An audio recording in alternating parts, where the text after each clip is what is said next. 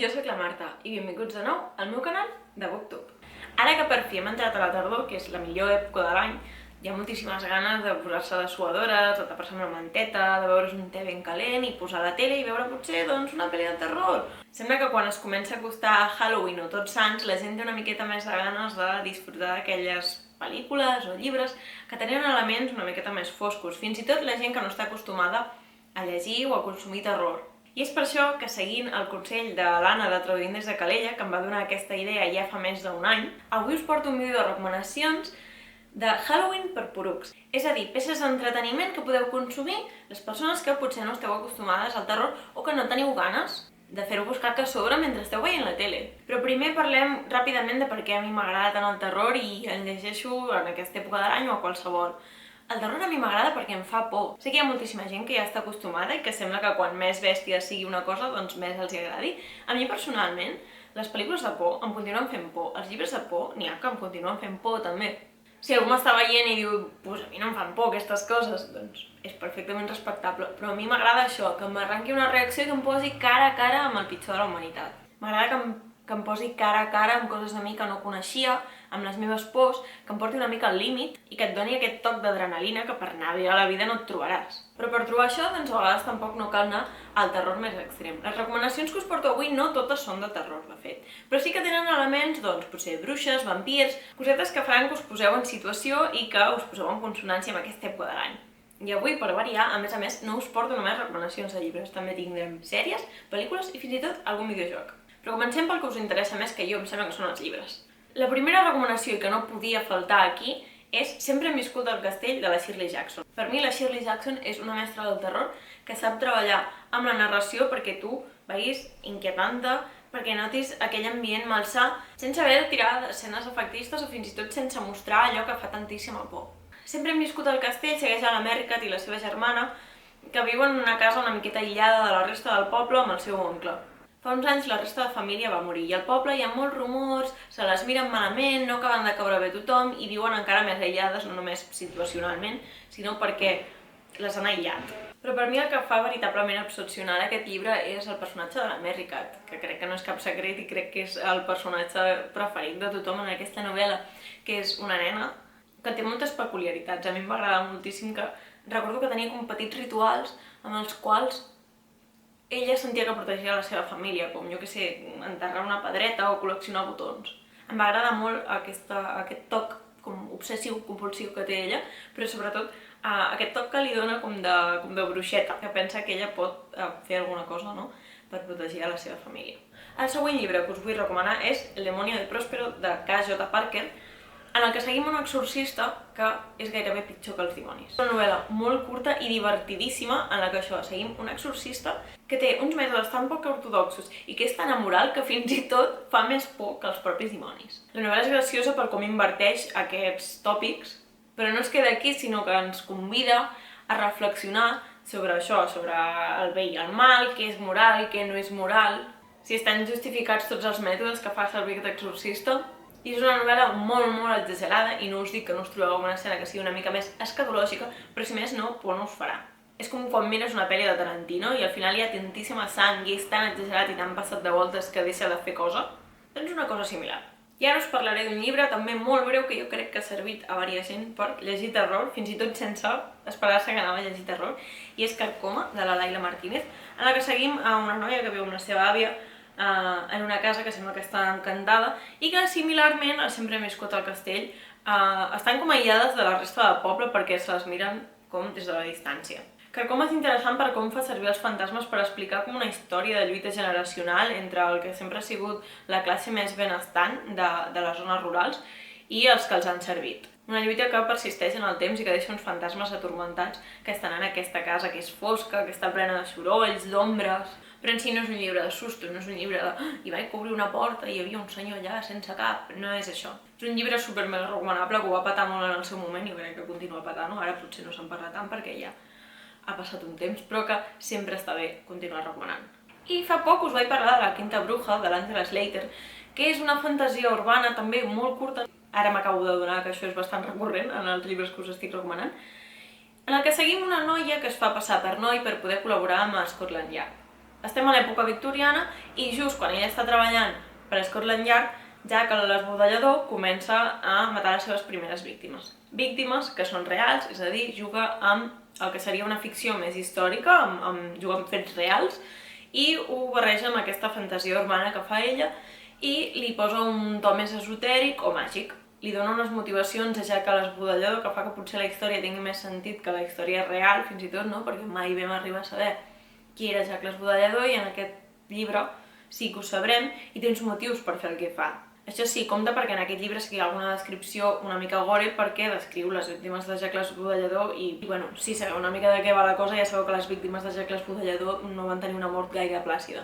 L'altra recomanació que us vull fer és d'un autor que a mi no m'acaba d'agradar molt, però que trobo que està molt bé perquè està a mig camí entre el que és la comèdia i el terror.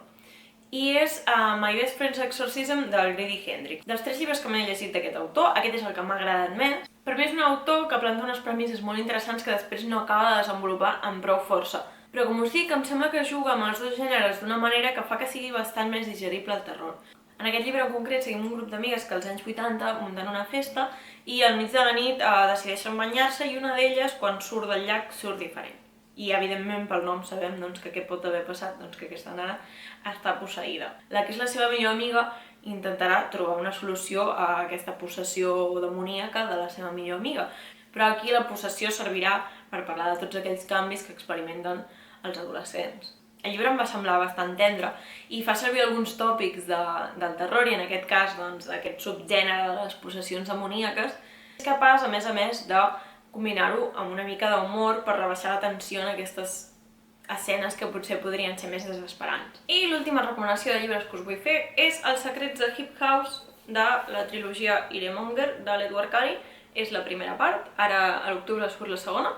I aquest llibre, que molt segurament haureu llegit, no és de terror, evidentment, però trobo que té una estètica molt bartoniana que fa que sigui ideal per la temporada de tardor.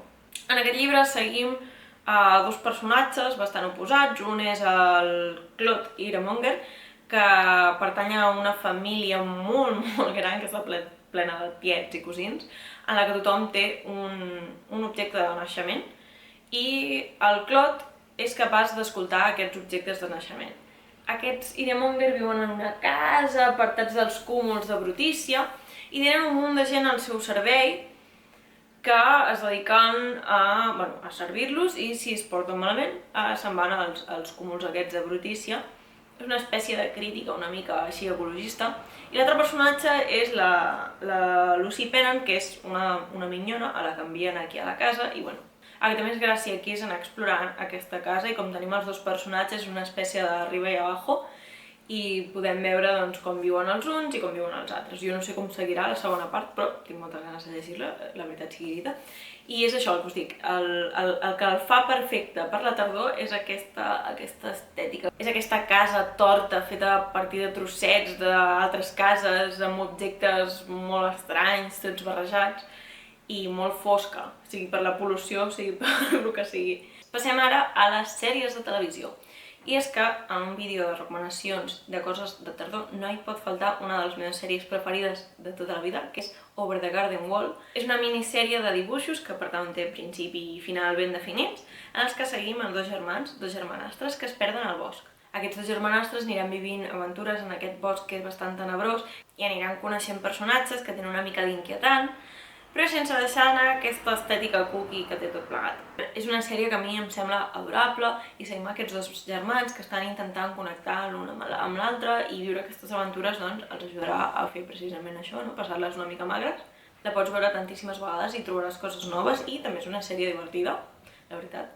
És una sèrie de Cartoon Network que trobo que poden veure alguns dels més petits, potser no molt petits, però això és una sèrie que podeu veure acompanyats i és magnífica. I just ara fa 10 anys i han anunciat que faran alguna cosa, però no se sap molt bé el què.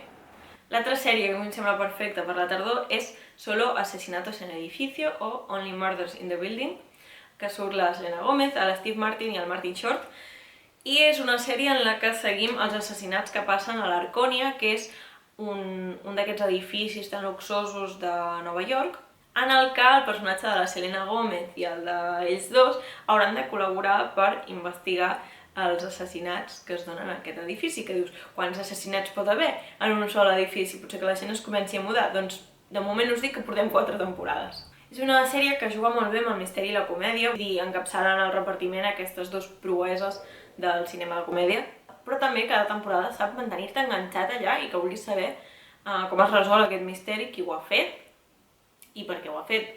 És una sèrie que jo vaig començar mirant amb escepticisme, però que ara és d'aquelles de capçalera que cada cop que surt un capítol toca veure'l. I última recomanació d'aquesta part de les sèries és Wellington Paranormal. És una sèrie ideada per Taika Waititi i Jemaine Clement, que són dos creadors neozelandesos que són uns genis de la comèdia, i en aquesta sèrie, que és com una espècie de càmera en mà, com si fos una sèrie d'aquestes que seguim policies, doncs seguim dos policies que patrullen per Wellington, que en general és un lloc molt tranquil, però que estan encarregats de patrullar i mantenir l'ordre amb les criatures fosques de la nit. I això pot voler dir, doncs, fantasmes, vampirs, homes llop, i aquests dos policies formen un duo còmic boníssim.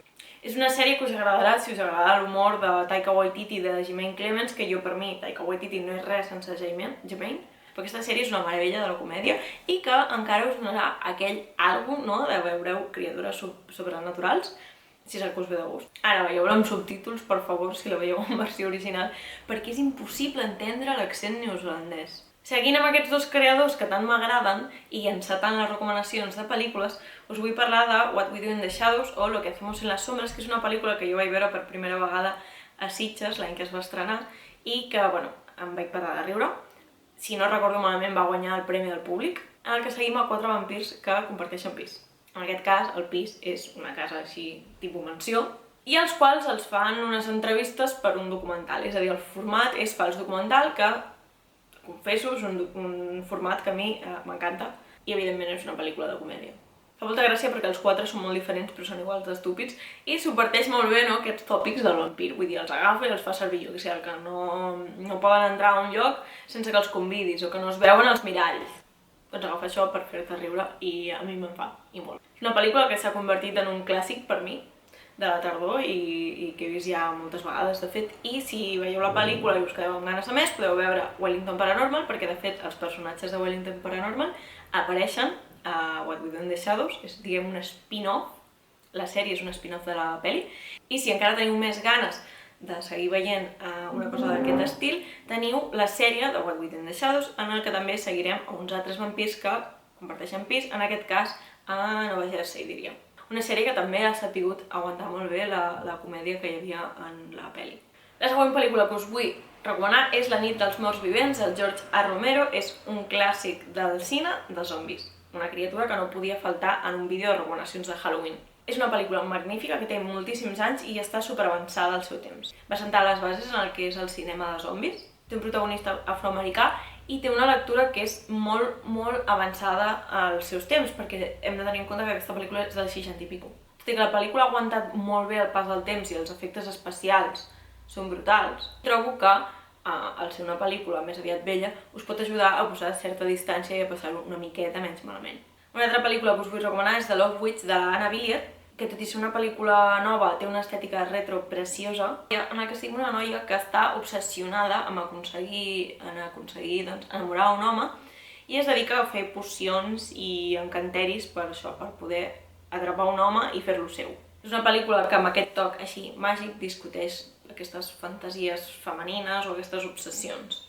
Veu molt de pel·lícules dels 60 i té aquest estil Technicolor que jo, per mi, ja val la pena veure-la per això.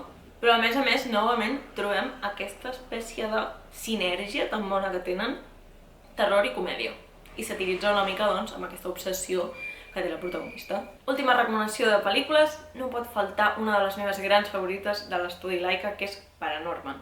Paranorman és una pel·lícula stop motion en què seguim aquest noi que és capaç de veure els fantasmes, a veure l'esperit dels morts. I quan hi ha un alçament zombi a la seva ciutat, doncs ve molt bé que tinguin algú que tingui l'habilitat de, precisament, parlar amb els morts. Ens trobem novament davant d'un cas d'aquests magnífics entre cookie i fosc, però a més, aquesta pel·lícula a mi em sembla molt commovedora, és una pel·lícula de les meves preferides. Voleu passar una miqueta de por i voleu posar-vos tendres, és l'opció ideal.